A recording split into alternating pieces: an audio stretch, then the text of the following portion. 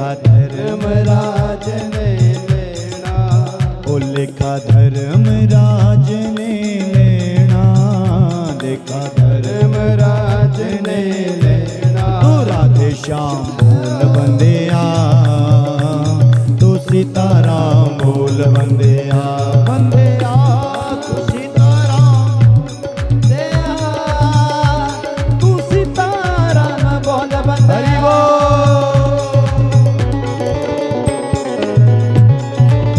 ताली के साथ भाव से गाए।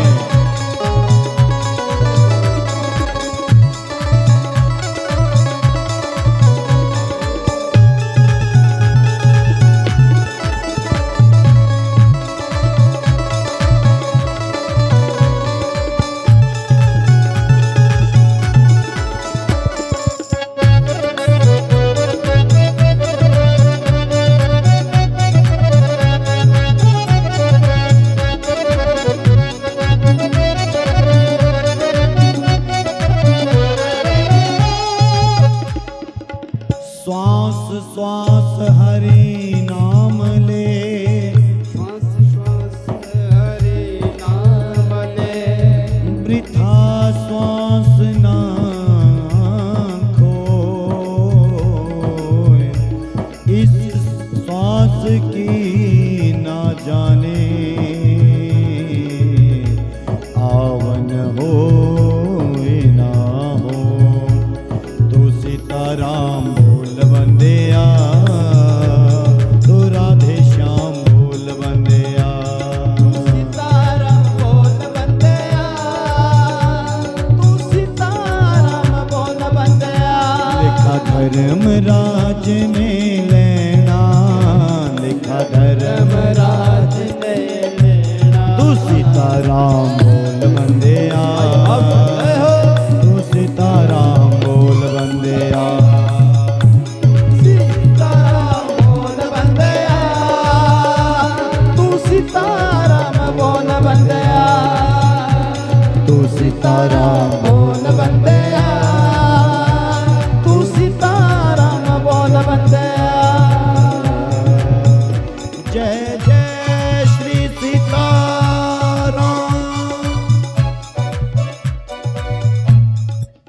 महाराज इसलिए कहते हैं कि लिखा धर्मराज ने लेना, तू सीताराम बोल बंदिया, तू राधे श्याम बोल बंदिया।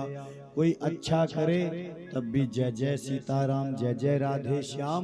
कोई बुरा करे तब भी जय जय सीताराम, जय जय राधे श्याम। किसी को रिएक्ट करने की जरूरत नहीं होती है। इंसान अपने ही कर्मों से मर जाता है, परंतु सब्र करना थोड़ा मुश्किल होता है, लेकिन इंसान अपने कर्मों का फल एक न एक दिन अवश्य भोगता है। इसलिए पृथु महाराज आप ऐसा करो, अगर आपको फल चाहिए तो आप किसी को बछड़ा बनाओ। मैं क्या बन गई हूँ? गऊ बन गई हूँ।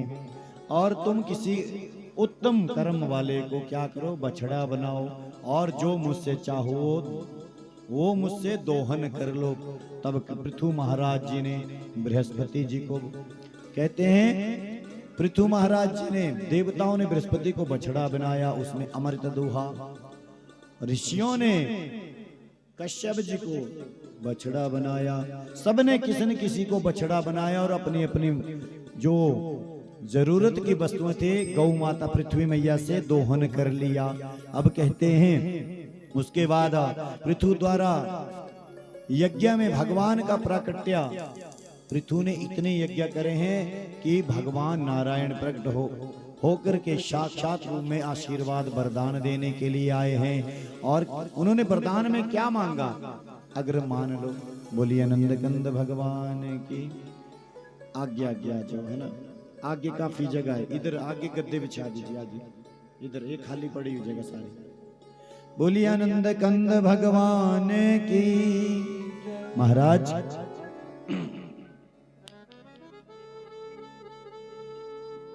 ध्यान दीजिए, इनको आने दीजिए और जाने दीजिए। आपका ध्यान कहाँ होना चाहिए? ये देखो, यहाँ देखो, ठाकुर जी बैठे हैं ना आगे हैं? अरे बोलो, ठाकुर जी बैठे हैं ना आगे, दिखाई दे रहे हैं सबको। इनसे आंखें मिलाओ, मन कहां, कथा में रखो। और महाराज पृथु महाराज ने भगवान से क्या वरदान मांगा है? मुझे 10,000 कानों की सुनने की शक्ति प्रदान कीजिए महाराज। क्यों? क्योंकि मैं भगवान की कथा को सुनना चाहता हूँ। 2 कानों से तृप्ति नहीं होती, कितने कान चाहिए? 10,000 कानों की जितनी शक्ति होती है ना सुनने की, उतनी शक्ति इन 2 कानों में आप मुझे प्रदान करें। और कहते इंद्र की पुत्री से विवाह, पुत्र अंतर्धान, विद्या की उनके प्राप्ति हुई। अंतर्धान के आगे जाकर के प्राचीन बर्री, आपने कथा सुनी थी ना बीच में एक दिन, प्राचीन बर्री ने क्या किया? यज्ञ किए, इतने यज्ञ किए कि बलियां दे दे करके उन बलियों की हड्डियों का एक पहाड़ सा बना दिया। जब देव ऋषि नारद ने कहा कि भैया ये सब गलत है, वेद जो है ना, वेदों में लिखा है यज्ञान्ते अज अश्व आलम्भेत, यज्ञ के जब भी आप यज्ञ करें, यज्ञ के अंत में अज और अश्व का क्या करें? आलम्बन करें। बोले आलम्बन होता है काटना। बोले बेटा अगर ये आलम्बन काटना अर्थ होता है, बोले वेदों में लिखा है। भाई बोले वेदों की भाषा पता कैसी भाषा है?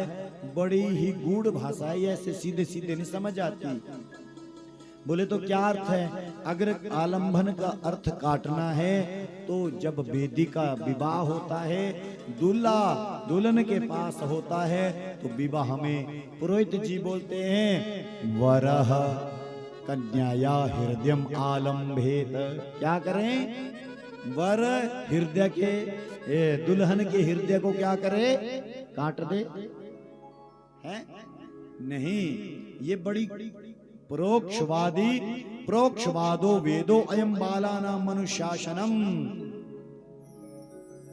ततः वराह कन्याया हृदयम आलम्भेत। अगर इस प्रकार से करे तब तो दूल्हा दुल्हन के हृदय को काट दे, तो विवाह काय को करना? बोली आनंद गंध भगवान की। भैया आलम्बन का अर्थ होता है छू करके, स्पर्श करें। वेदों की भाषा समझनी हो तो वेदों को पढ़ना पड़ता है। 12-15 साल महाराज एक वेद को पढ़े आराम से, तब जाके उनका हल्का हल्का अर्थ हमें समझना, हमारी बुद्धि में आना प्रारंभ होता है। कह दे राधे राधे। महाराज उसके बाद प्राचीन वर्री ने यज्ञ में बलि देना बंद किया है। अरे भैया यज्ञ के अंत में अपने मन के कैसे घमंड, जिसको हम अभिमान अहंकार कहते हैं, उसका आलंबन कर देना चाहिए। मैं और मेरा, इन 2 चीजों का क्या करना चाहिए? आलंबन करना चाहिए। इनकी क्या करना चाहिए? आहुति दे देनी चाहिए। बोलिए आनंद गंध भगवान की।